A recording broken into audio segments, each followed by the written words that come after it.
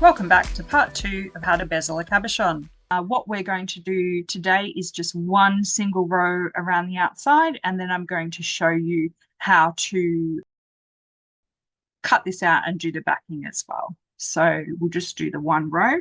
I've got some other beads here, one of which is the Czech Silky Silver, which is the same color as this. I think this will be perfect for our edging that we're going to do. And I also picked out this lovely Duracoat dark lilac. So it's a little bit darker and more, it's metallic-y still, but it's a more opaque metallic to this AB, which is more a transparent sort of amethyst. I think that's going to marry in beautifully if we frame it with a line of those and then do our backing with our Czech Silky Silver. So this is the Duracoat dark lilac. I'm using all Miyuki today. You don't have to. It's just what I picked out and what goes together. All right, so I'm going to just put a few of these on the bead mat. Now to add these, a frame of these around the outside of what we've got here, it's exactly the same as what we did when we did our first row of peyote, our first row of 4-bead back stitch around here to then peyote off. So I'm just working out where my thread comes out. I'm going to come up right next to these beads on the outside there. You can see my threads there right on the edge. I'm going to pick up my 4 beads. I'm going to lay them down, snug them up to where that thread came out, and work out where a good spot is for that needle to go back down. So when I pull that up, those beads just naturally want to sit up next to what we've already done. Now I'm going to come up and go through the last 2 of those 4 beads again, just as we did before. Super simple. Just like that, you've got those 4 beads there. So now I'm ready to add my next 4 beads. Pull them down. Lay them down where you want them to be. Go down through. Come back up through 2. And go through the last 2 again. Like so. So we are going to do a border all the way around. Some people add 2 beads at a time and go back through 3. I tend to just love working in adding 4 and going through 2. It's completely up to you. I've even seen some people add 6 beads and go through 3. Completely up to you.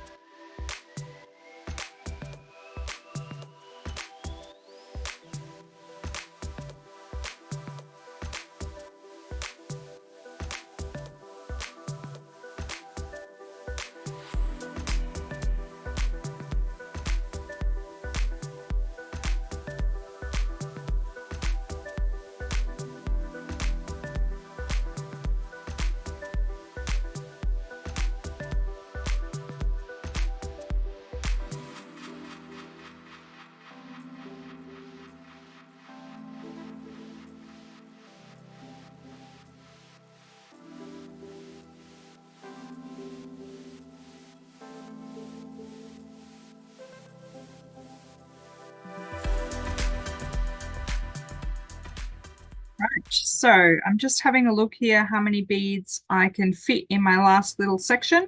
Because we're not peyoteing off these, there's no reason to keep these odd or even. So if you've got a gap that fits 3 beads or a gap that fits 5, by all means fill it. This just worked out for me that 4 beads is still the magic number to fit around here. So I've just done my last 4 beads. Now I am going to travel around all of these beads again, and this just helps to guide them in towards the middle of the cabochon. I don't want to pull it too tight because I don't want to distort the beads at all. It just helps give them a little bit of extra stability and help to reinforce those beads closer in towards your cabochon. So we just go all the way around, going through each bead once more. Try not to miss any beads. That will pull your beads out of alignment if you miss one. So just make sure you do go through all of those beads again, all the way around. Okay, so now that I've done that, I think I've actually gone past where we started. I can bring my thread down to the back, and I'm actually going to knot off that thread. So there's our cabochon with a row of size 11 around the outside. And if I turn this over, you can see all my little stitches there. I'm going to use that initial row of back stitch to kind of knot a few threads. I'm going to knot my thread off like I did before, do a couple of little half hitches, just trying to end that thread so it's not near the edge, but it's also nice and secure. 2 half hitches, and then I'll do a little melting off just away from it and bend that off. It's not usually too big a blob that it's hot on my fingers. I find that as soon as I've melted it, I can press on it to flatten that out nicely. Okay, I do have very tight tension in my beading. You can see a little bit of rippling there. And what we will do to combat that is we're going to put a little bit of, you can use either a little piece of template plastic or a little piece of another piece of laces. And what that does is any backing that you put, you don't see all the divots of your stitches on that backing. And it just makes the finishing of your piece that much nicer. Okay, so now we are up to cutting this piece out. I like to use these little scissors to cut this out, and we want to trim in line with the edge of these beads here.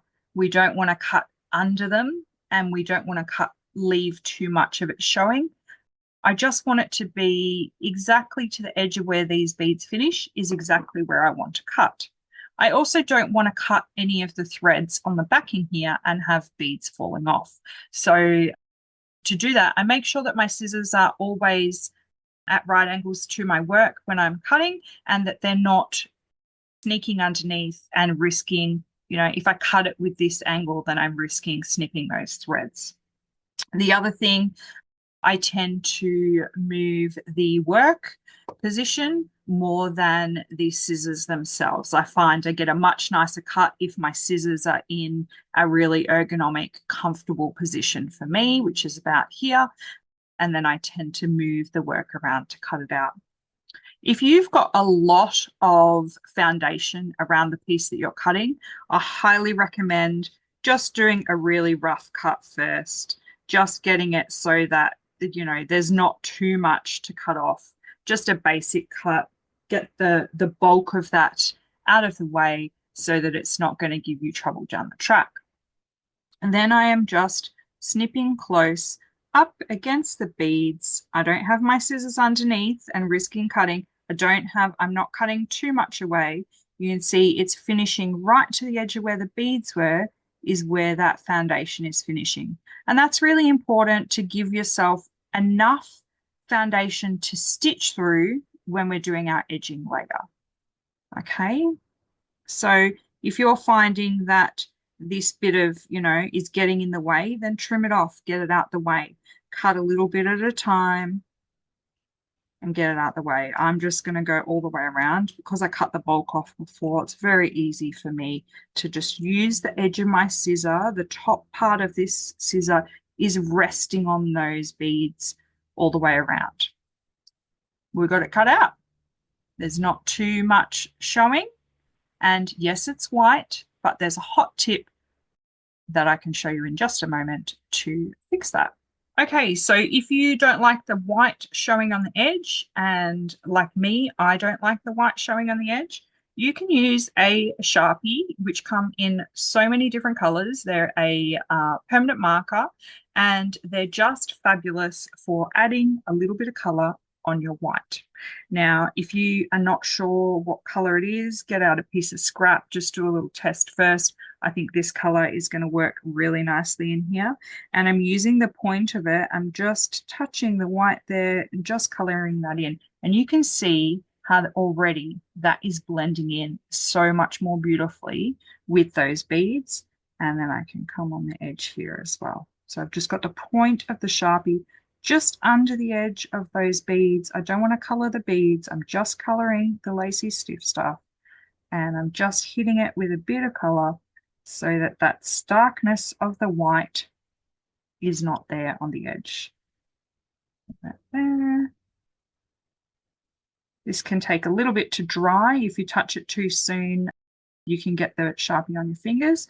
But look at the difference between that and where we started. That is, it just lifts the piece for me so much. It blends the backing into the edging, and I just love the look of that so much more than having that white showing. A lot of people don't like the white backing. They like using black. I like using black for certain projects, but a lot of my really colorful beadwork, I much prefer white and then coloring to match the beads on the edge, simply because black can dull some beads. Not a lot. Some of them really lift with the black, but some of them, especially transparent type beads, can be really dulled down by having black behind them. If you put white or a color behind, it can really make those beads pop. And so that's why I prefer to use, for something like this, I use the white and then color it in. And look at that. So much better. It's still white on the back. Don't need to worry about that too much. I've just made sure that I've got enough color on the edge of it, and all the stuff here is going to be covered on the inside, so it won't matter at all. All right, now I'm going to find a piece of template plastic just to rest that on so that we can make this nice and flat and perfect. Okay, so to do the template plastic and make this really flat on the back, I save lots of packaging from things. This was the bottom insert of a reusable shopping bag. I really like the feel of that. You can see I've used it for something previously. This is like a piece of plastic packaging from one of the kids' toys, or even a display folder cover works really well. But you can see this is clear and really hard to see, reflective with my lighting in here, my ring lights, and also hard to see on video. So for that purpose, I'm going to use this great shopping basket stuff. It's going to be easy for you to see what I'm doing today. But essentially, any piece of thin, very thin, it's not thick at all, and it's still quite flexible. And so is this, you can see it's thin and it's still quite flexible, but it gives just enough smoothness to make the backing of your work look really nice. Okay, so what I'm going to do is just lay my cabochon down onto this foundation. If I was doing clear like this, I would use my Sharpie to draw on this because I can see my Sharpie on this clear plastic really well. Today, I'm going to be using a white gel pen. As you can see, that's what I've used before. It just shows up well on the black. So this is just a jelly roll gel pen, and super perfect for what we're doing today. Just going to hold the cabochon down with my fingers here, and I'm just going to trace around the outside of what we have. And you can see the pen is just rubbing up against the beads and making the line a little bit bobbly. I'm not worried about that at all. It's going to be perfect for what we're doing. So there is my round shape. Now, we don't want to be sewing through this plastic later when we do our edging, it's just going to be a bit of a pain. It's going to be too thick. So what I would then do is just draw myself a line just inside this. Doesn't have to be too fancy or anything. No one's going to see it or know that it's inside there. It's just to help with the finishing of our work and give it a bit of stability. So I've drawn a little line in there like this. Now I'm going to cut out the inside line because I want this to fit inside this and still be able to stitch into the edges without sewing through that. And it's just really important to save your hands and makes it much easier to sew your edging if you don't have to sew through plastic. Again, when I'm cutting something out, I've got all this bulk and this tiny little thing I'm trying to cut, or just cut the bulk off first, you know, get that out of the way so that it's not causing me issues. You notice I switched my scissors. These are just a pair of viscose scissors that I got from Spotlight here in Australia. And these are what I use for paper and plastic. I'm very fussy with my scissors. I have my fabric scissors for fabric. I have my embroidery or beading fishing scissors for my file line and my beading.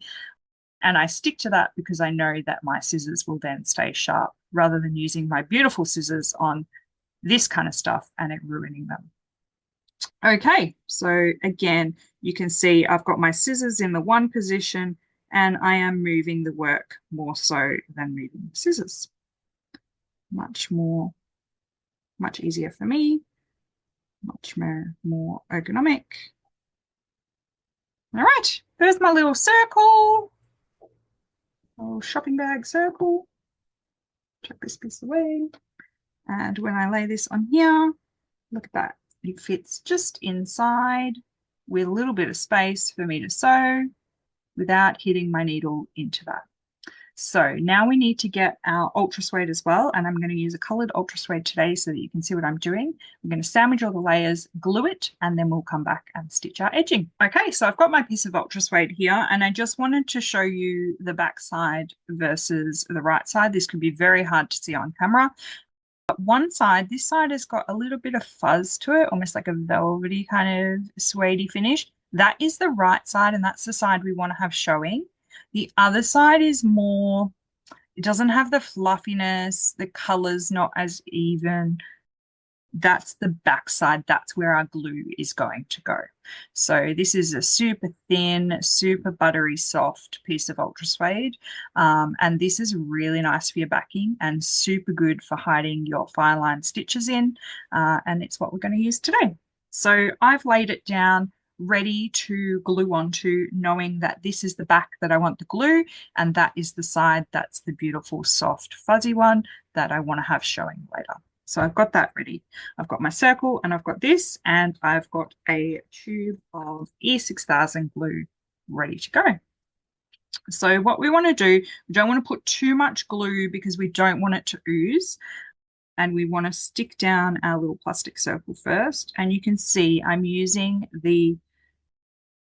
almost the tip of the glue to spread that out as I'm applying it. You can see it's a thin, even coat there of glue, and it's all over it, right to the edges. You can use the end of your glue to smush that out to the edges, and then I'm going to place that into position. So pop that in the middle, give a little press. Happy with that. Now I'm going to go again, placing my glue, nice, thin, even coating, no blobby bits that are going to ooze anywhere. Yeah, and then I'm going to place that down onto my stiff stuff. I'm applying pressure.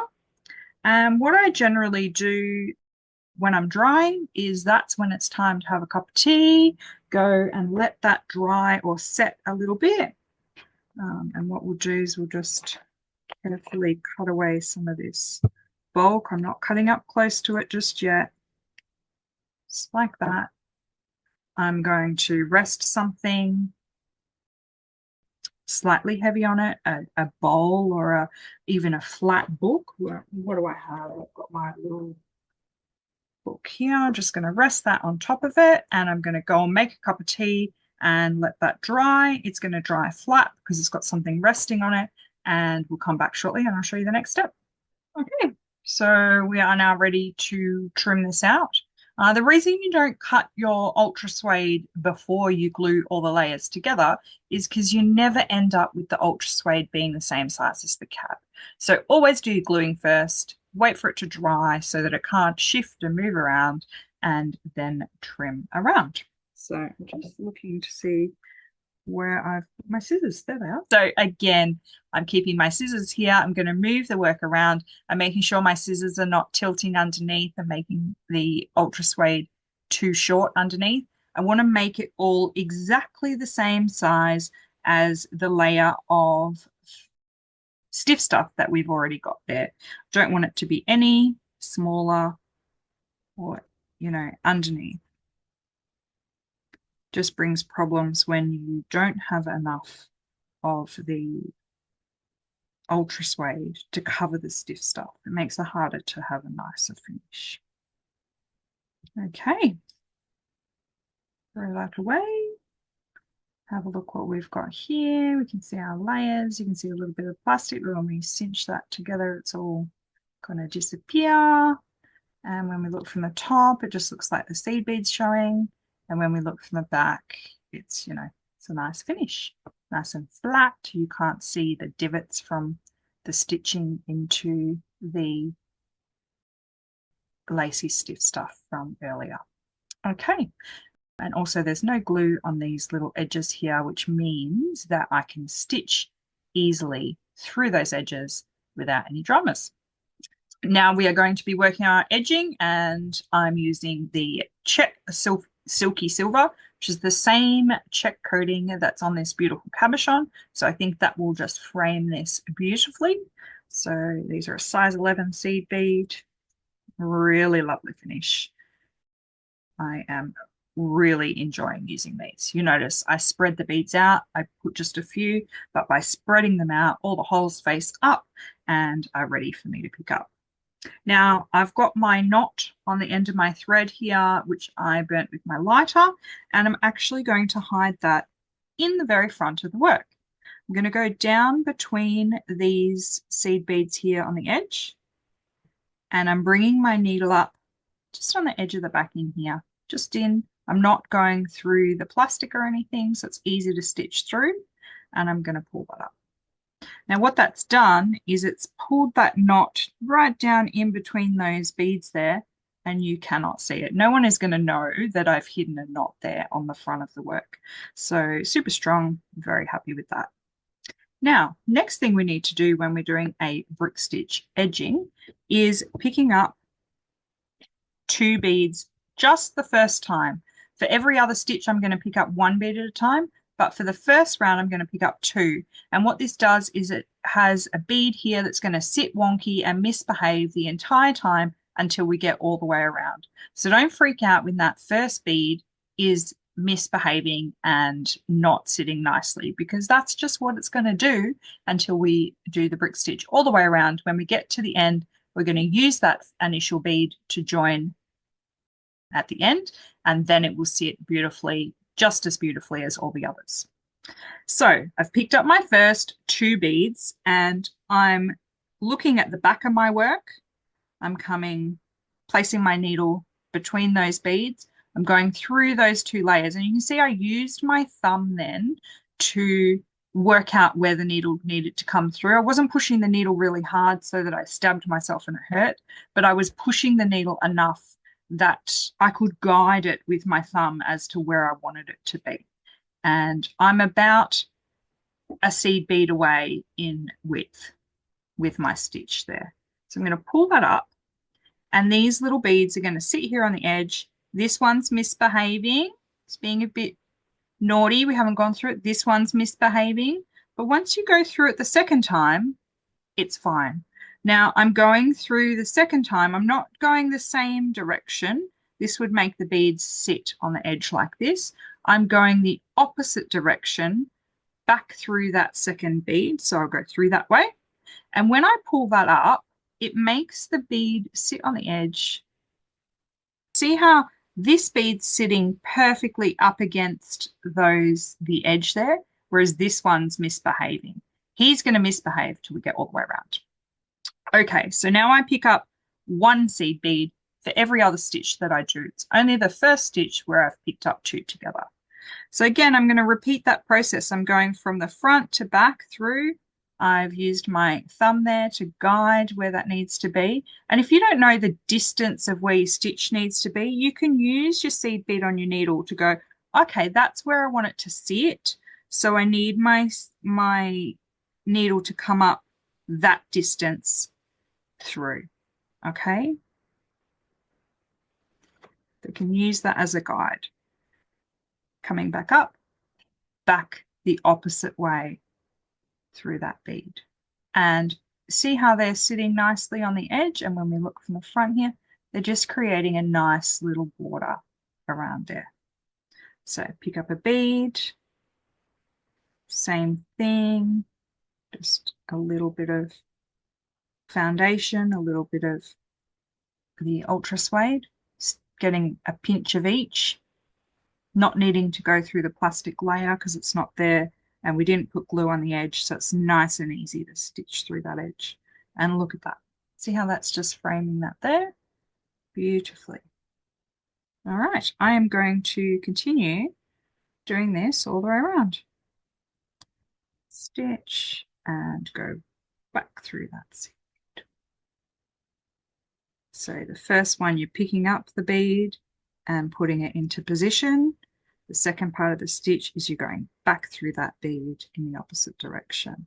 And you'll see I sort of, as I'm pulling the bead up with the second stitch, I'm pulling on the thread a little bit to give it a bit of a tension. You'll see I pull it through and then I give it a bit of tension. And you can see that cinches that bead up against that edge. And look at how nice that looks from the front with a nice border of that matching the cabochon. I think that's going to frame it just beautifully. Okay, carry on. Sorry, I break into song and it's just part of me. It's just what happens when I'm at the shop with Joanne at Cranberry. I break into song a bit more than perhaps she would like. It's the musical theatre in me, and I'm fully aware that I don't have the best sounding voice, but it brings me joy, so I do it. And I think I got it from my mum and my grandmother singing me songs and breaking into song themselves in life. And I think that's a beautiful, if there's any trait you can inherit from your family, I think breaking into random song and having a laugh is probably a really nice thing to have inherited. Okay, I am just going to keep going all the way around in this same way. You can see he's still sitting funny. He's still sitting a bit wonky. He's not behaving, but look at all these ones. They're all really nice edge. You can see a really nice edge there. Finish, it sandwiches it all together beautifully. Don't see any white stiff stuff poking through because we colored it with the Sharpie to match the beads. And yeah, I'm just super happy with how that looks. I prefer to look at the back of my beadwork when I'm doing the edging. I like the back of my beadwork to look just as good as the front. I get a better finish myself when I'm working from the back like this. The tension of how I'm pulling the thread sits better. The look of the stitches on the back is all really nice and neat. I just find that I get a better result if I'm looking at the back for this section. You do it the way that works for you. For me, I've always looked at the back when I'm doing this. And I find it's less tangly too. If you've got something really heavily embellished or quite dimensional on the front, it's much less to get caught on if I'm working from the back. When you're edging a shape that is a bit more elaborate or fine work that you're edging around, it's also super helpful if you're working from the back, and I tend to use this finger to protect areas so that my thread doesn't get caught around those areas. I tend to use that pointer finger to guide the thread as I'm pulling it up. Now I did just go through a little bit of plastic there. I'm not worried about it. I've got my thimble on my finger, so it must have just been stuck further to that section. And I had to go through it, but most of my stitches have not gone through that layer of plastic at all.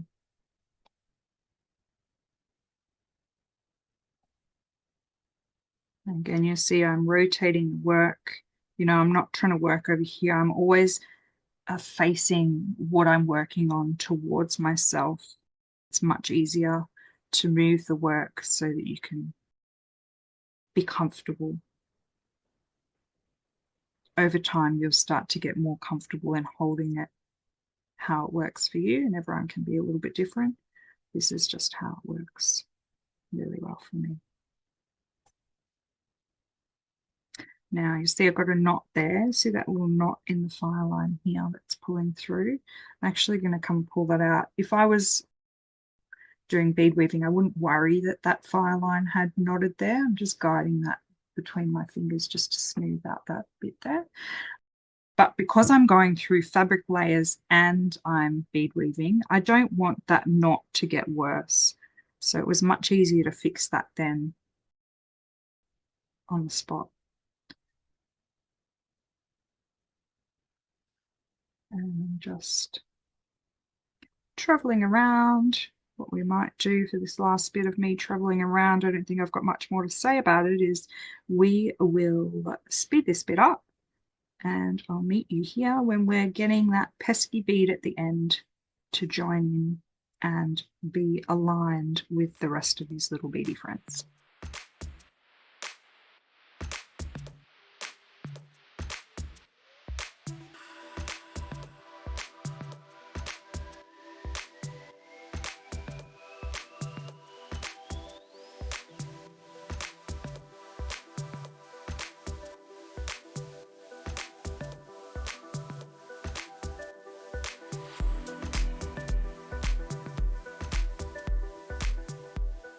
All right, so I have been beading all the way around here. We are now up to adding in our last bead, and you'll notice, you might see a little notice of a thread mark there from the smoke fire line. I actually did it and then realized I didn't talk to you about it, so I had to unpick it and come back.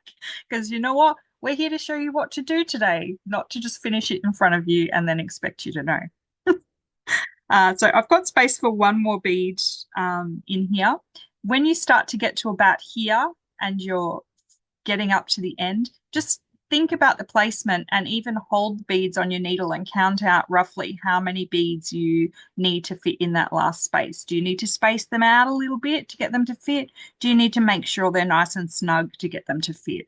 There's lots of different ways to make that work at the end. All right, so I'm adding in my last bead here in the same way that I did before.